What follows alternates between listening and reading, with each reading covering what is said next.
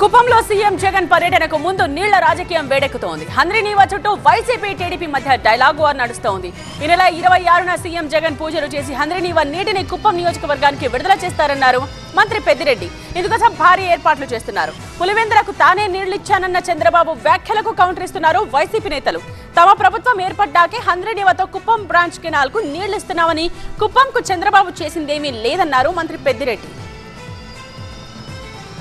మన ముఖ్యమంత్రి జగన్మోహన్ రెడ్డి గారు అక్కడ వచ్చే ఆ సభలో హంద్రీనీవా పూర్తి చేసి కుప్పం నీళ్లు వదులుతామని చెప్పారు. పనులు కొద్దిగా ఆలస్యమైనా కూడా అన్నీ పూర్తి స్థాయిలో పూర్తి అయినాయి.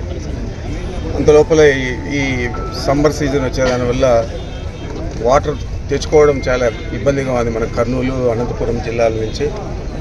అయినా కూడా మనం రామకుప్పం దగ్గర కానీ లేకపోతే ఇక్కడ గుండు చెట్టు చెరువు కానీ ఆ రోజుకు ముఖ్యమంత్రి ప్రోగ్రాంకు ఎక్కడికి నీళ్ళు వస్తే అక్కడ పూజ చేసి ముఖ్యమంత్రి గారు ప్రారంభిస్తారు.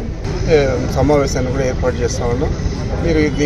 మీరందరూ కూడా 26వ తేదీ జరిగే సమావేశానికి చాలా ప్రాధాన్యత ఉంది. ఎందుచేతంటే 14 సంవత్సరాలు చంద్రబాబు నాయుడు ముఖ్యమంత్రిగా ఉండి కూడా తన సొంత నియోజకవర్గానికి 7 సార్లు గెలిపించిన ప్రజలకు హంద్రీనీవా నీళ్ళు ఇవ్వడానికి విఫలమయ్యాడు.